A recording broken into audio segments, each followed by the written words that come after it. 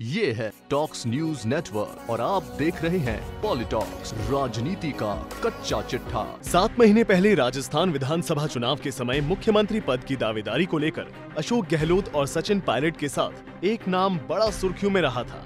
वो नाम था रामेश्वर डूडी। पिछले 5 साल राजस्थान की विधानसभा में कांग्रेस के कम सदस्य होने के बावजूद भी सदन में सरकार को घेरने के लिए जिस व्यक्ति ने अपनी ताकत दिखाई, वो नाम था रामेश्वर डूडी। विधानसभा चुनाव में श्री गंगानगर जिले और जयपुर की फुलेरा सीट को लेकर सचिन पायलट से AICC में राहुल गांधी के सामने भिड़ने और बाद में नोखा से विधायक रहे कन्हैया लाल झंवर को बीकानेर पूर्व से टिकट दिलाने और बाद में झंवर का टिकट कटने के बाद खुद के चुनाव नहीं लड़ने की घोषणा करने वाले डूडी ने आला कमान तक को उनके आगे झुकने को मजबूर कर दिया था।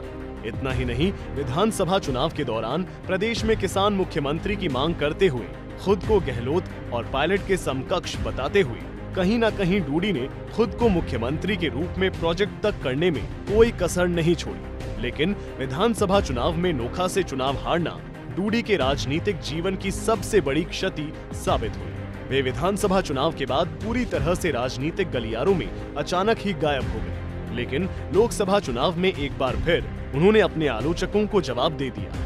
अपने पसंदीदा व्यक्ति मदन गोपाल मेघवाल को बीकानेर लोकसभा से टिकट दिलाकर डूडी ने जिले में अपने धुर विरोधियों को भी ये मैसेज दे दिया कि वे हारने के बाद भी कमजोर नहीं हैं। दरअसल जिले में खाजूवाला से विधायक गोविंद डूडी विरोधी माने जाते हैं और गोविंद अपनी पुत्री सरिता के लिए बीकानेर लोकसभा का टिकट मांग रहे थे।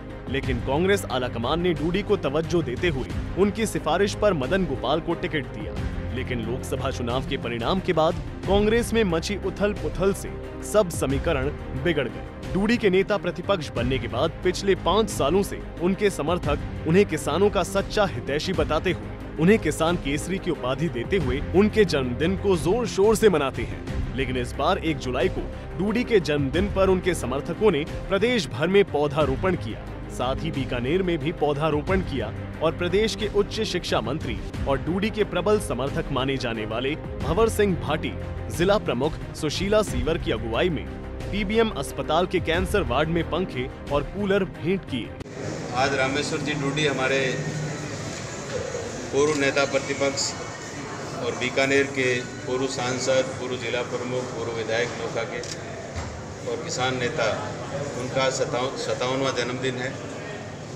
और डूडी साहब के जन्मदिन पर पिछले कई वर्षों से राजस्थान के सभी जिलों में, बीकानेर में उनका जन्मदिन बहुत ही धूमधाम के साथ एक रचनात्मक तरीके से मनाया जाता है। बहुत सारे युवा ब्लड डोनेशन का कार्यक्रम आयोजित करते हैं, वृक्षारोपण का कार्यक्रम आयोजित करते हैं। उसी परिप्रेक्ष्य में आज उनके 57वें जन्मदिन के अवसर पर बीकानेर का जो मावा एसोसिएशन है, जो मावे का काम करने वाले हमारे जो किसान भाई हैं, उनकी संगठन के द्वारा आज बीकानेर के PBM हॉस्पिटल में 101 पंखे और 6 कूलर डूडी साहब के जन्मदिन के अवसर पर यहाँ हॉस्पिटल में दान स्वरूप भेंट किए गए हैं। और मैं समझता हूँ कि ये डूडी साहब के जन्मदिन पर ये एक बहुत ही अच्छी पहल है कि हमारे हॉस्पिटल में आने वाले मरीजों को कूलर लगाने से, पंखों से जहाँ कमी है वहाँ सुविधा मिलेगी।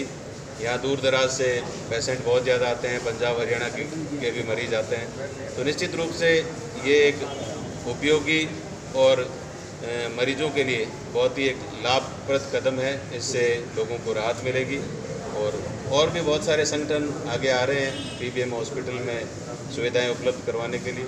और मैं समझता हूं कि हमारे अजीज़ नेता, हमारे बड़े भाई की तरह युवाओं की हमेशा पैरवी करने वाले डूडी साहब के जन्मदिन के अवसर पर ये एक अच्छा कार्यक्रम है। और इसके अलावा भी जिला कांग्रेस कमेटी के द्वारा और दूसरे कई संगठनों के द्वारा कार्यक्रम आयोजित किए गए हैं।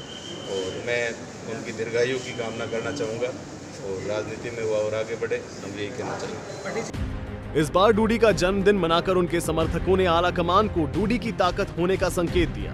बताया जा रहा है कि डूडी समर्थक फिर से डूडी को राजनीतिक मुख्यधारा में देखना चाहते हैं और इसके लिए डूडी को राजनीतिक रूप से सरकार में भागीदारी दिलाने के लिए बड़ी राजनीतिक नियुक्ति की जल्द घोषणा हो, ऐसी उनकी इच्छा है। वहीं सोशल मीडिया में उनके समर्थक उन्हें हाल ही में नागौर की खिंवसर और झुंझुनू की मंडावा विधानसभा सीट के खाली होने पर उन्हें उपचुनाव में उम्मीदवार बनाने को लेकर सक्रिय हो गए हैं। उनका मानना है कि उपचुनाव में जीतकर डूडी विधानसभा में पहुंचेंगे तो फिर से राजनीतिक रूप से मजबूत हो जाएंगे। वहीं कुछ समर्थक उन्हें राजनीतिक नियुक्ति देने की मांग भी कर रहे हैं। दरअसल कांग्रेस में राहुल गांधी के इस्तीफे की घोषणा के बाद कांग्रेस में उथल पुथल मची हुई है और प्रदेश में भी सियासी पॉलिटिकल ड्रामा चल रहा है। ऐसे में उनके समर्थकों को लगता है कि इस भूमिका में डूडी का होना जरूरी है और इसके लिए उन्हें राजनीतिक रूप से मजबूत होना होगा।